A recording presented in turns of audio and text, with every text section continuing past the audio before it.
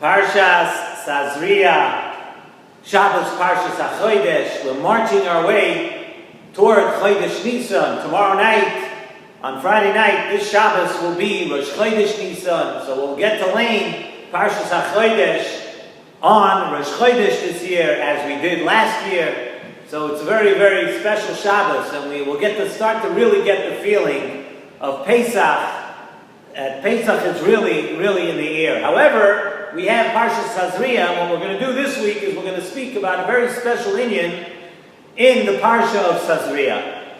And this week's Parsha really brings us back to discussing a very important inyan that we make sure to speak about year after year. As I've mentioned, generally, now that Baruch Hashem, we're in our 7th year of Shiurim, and every Parsha comes with so many different topics and so many different things to speak about. So generally, I try to look up, to listen, and to watch the past 6 years so we can try to do something a little different. But there's one Parsha, and that is Parshas Sazria, where we try to make sure, even if we don't speak about this inyan the entire time, but we make sure to touch upon it. And why is that?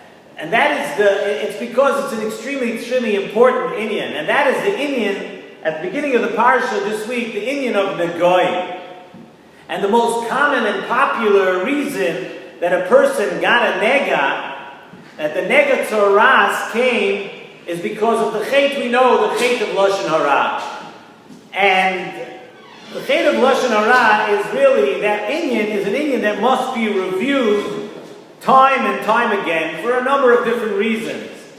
Firstly, we know certainly Lashon Hara is something that is easy to transgress. It's something where throughout a person's day, throughout your week, throughout your life, things come up all the time, and it's a very, very easy avera to transgress.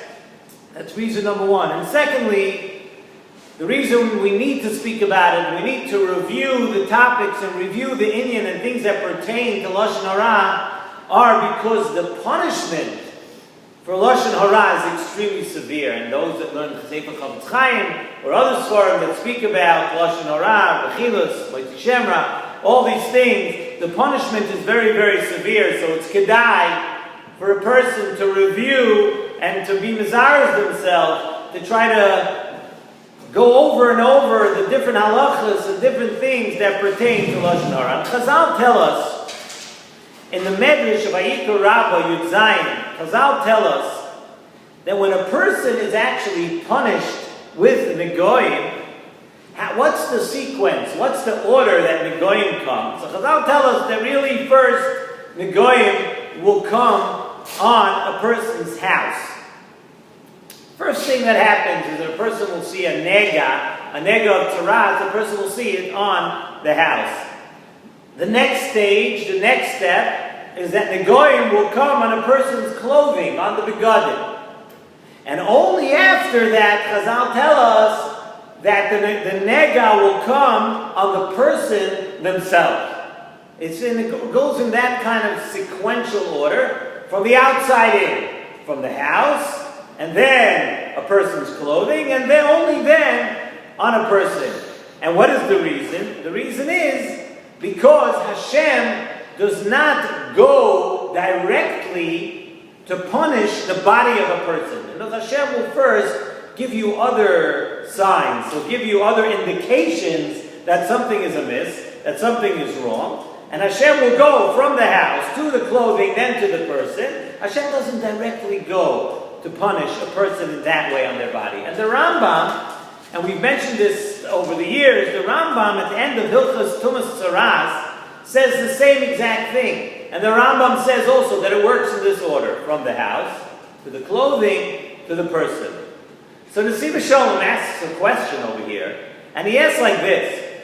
If you look at our Parsha, from our Parsha we see the Parsha first mentions the Negoim at the beginning of Parshas Sazria. It first mentions the Negoim on the guf, on the actual person themselves, and only after that does the Torah mention the Negoim of begadim and batim. So it doesn't exactly jive with what we just said right now. Right? Because the Nesivos Shalom asks, why does the Torah, why do we see in our Parsha, if it works the other way, why does the Parsha first tell us that it goes, the halachas of taras that is found on the guf, on the actual body of a person?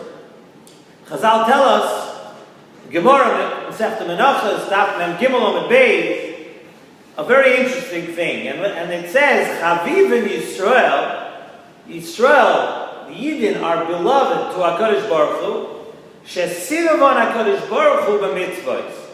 HaKadosh Baruch Hu surrounded us with mitzvos. And what are they?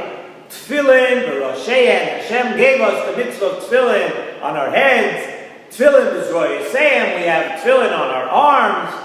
Tzitzis b'Migdayim. We have tzitzis which are on the body of a person, tzitzis on your begadim, on your clothing, mezuzah b'pischayim, on the entrance to the house. We have a mezuzah on our doorways. So Hashem surrounds us with mitzvahs. From all sides we're surrounded by mitzvahs. That our entire mitzias is surrounded by mitzvahs. And what is it? By these mitzvahs that we just mentioned, tefillin, tzitzis, they represent different things. The hand which we put the tefillin on is keneged halev. We know it's keneged the heart of a person, and that is meant the heart of a person that has the taivas of a person. So that we put on the tefillin, it controls our taivas and our heart, and our head is keneged the moyach. The tefillin that we put, the tefillin shel rosh, are keneged our moyach, where there is a neshama within that. So now our neshama is also surrounded by that. And it inclines all of it, in all these ways, it's inclining us toward trying to steer us from our leg, from our moyach, trying to steer us to avodas Hashem. And tzitzis is in addition to that. We have tzitzis which covers the guf. Mezuzah protects Kedushas Habayis. Again, Chaviv in Yisrael, Hashem did us such a wonderful and beautiful thing because He loves us and He surrounded us with mitzvahs, with different things, and which gives us the opportunity to come closer to HaKadosh Baruch Hu. Hashem gave us the opportunity to be watched over from all sides. And Nesivos Shalom says that really the same principle that we just mentioned about mitzvahs and the body of a person and the house of a person and the fact that we're surrounded with mitzvahs, believe it or not, this same principle applies to Negoyim. It's the same idea. And what is that? Hashem gave us Negoyim. Hashem, the Torah tells us that Hashem gave us Negoyim as what? As a shmirah to a person for the same reason. Because Hashem loves us. So let's explain this a little bit. The Rambam tells us that Negoyim were a very, very unbelievable thing. And the Rambam uses a lashon of Nes Upela. That Negoyim themselves are a miracle and it's a pella, it's a wonder, it's unbelievable, this whole inyan of Negoyim. And the Nesivos Shalom brings down from the Oyev Yisrael, from the Apter Rav's Chusi Yogan Aleinu, and he says that when we had a Beis HaMikdash, during the times of the Beis HaMikdash, and during the time of the Beis HaMikdash there was Gilui Shechina. The Shechina was obvious to everybody. And there was Nevuah. There was Nevuah, which was a totally different world than we live in today. So during those times in the Beis HaMikdash, when a person did something wrong, you know what happened? A person would see a nega. They would see a nega on themselves. And the reason it was such a pella, because it was only on a Jew. This whole thing of Negoyim only happened to Jewish people. It did not happen to a Goy. It did not happen, you never saw it on the body of a behemoth. And what would this nega tell you? This nega, a person would see a nega, and it would tell you, guess what? You're out of line. And Hashem sent us this as a favor. Hashem, it's a pella, says the Rambam used lashon of pella, that during the time of the Beis HaMikdash, a person got a nega, and the nega hinted to you that something is a little bit wrong. You're stepping a little bit out of line. And what was the most direct message to a person? Hashem can either hint to a person, or he can have a direct message. The direct message to a person, like we said, would be if it would come on the guf of a person, on the body of a person. A nega on a bias, it says that there's something wrong, and like it's hinting to you, there's something wrong in the house, something wrong in the neighborhood. And on the beged, maybe it was talking to you a little bit more clear. It would say that there's a problem in your surroundings, your begadim, your clothing, or things that surround you. So where bias was a totally general idea, beged is telling you that there's something a little closer to home, there's something in your surroundings. And what was the eitzah for all of these things? A nega anywhere? The eitzah, the Torah tells us, was v'huva el kohen. Bring it to the kohen. And the kohen represents an ish kadosh. The Torah is telling us, the Pasuk says, if you get a hint, if somehow you see that either there's a problem in the neighborhood, or a problem close to home, or a problem on you, it's all one answer. V'huva el kohen. Bring it to a kohen. Bring it to an ish kadosh. And what does that do? That reconnects you. That brings you closer. The idea is, it's telling you that there's something wrong. You're a little distant. You've become a little distant from HaKadosh Baruch Hu. V'huva el kohen. Bring it to the kohen. And when the kohen sees it, very, very interesting thing to note. If you take a look at the Parsha, and it's Kedai, sometimes it's not so easy to learn the Parsha of Negoim, but the Torah tells us that the kohen sees the nega, and the kohen sees umarehu amoik min ha'ar, and he sees that the nega looks, it's deeper than the skin. So the Pasha pshat is that it goes a little deep into a person's skin. That's what the kohen sees. You know what the Nesivos Shalom says? The Nesivos Shalom says the pasuk is telling us umarehu amoik min ha'ar. The kohen is telling you that it's much deeper. It's not just skin deep. That the problem that you have, the reason you got tzaras, the reason you got a nega, is because it's a little deeper. It's deeper than just that. It's a sign, and it's a calling from Hashem. The person needs to acquire more kedusha. Something is lacking over here. It's not just skin deep. Skin deep. Umareu amoik min ha'ar. You have to think a little bit. It's a little deeper than that. And for that, when the Kohen says we sent him out of the Machaneh for 7 days, to begin this process of coming closer, coming back closer to HaKadosh Baruch Hu. So what do we see from this whole thing of Negoim?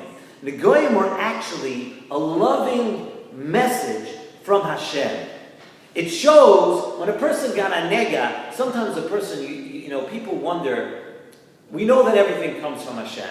So sometimes people wonder, why is Hashem telling me this? Why is this going on? It shows that Hashem cares about you. He cares about you enough to give you a sign. If Hashem didn't care about you, you wouldn't get any signs from Hashem. So the Torah goes, we wanted to know, why does the Torah speak about the guf? You know why? It says in the Nesivos Shalom, because Hashem is the most loving way of Hashem.